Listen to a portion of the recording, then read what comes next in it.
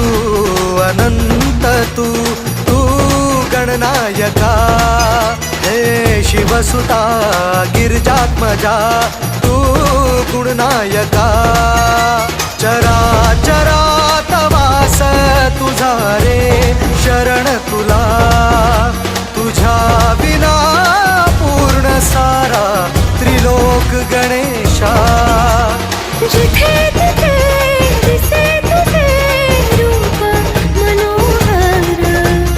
जिथे तिथे दिसे तुझे रूप मनोहर नाही दिशात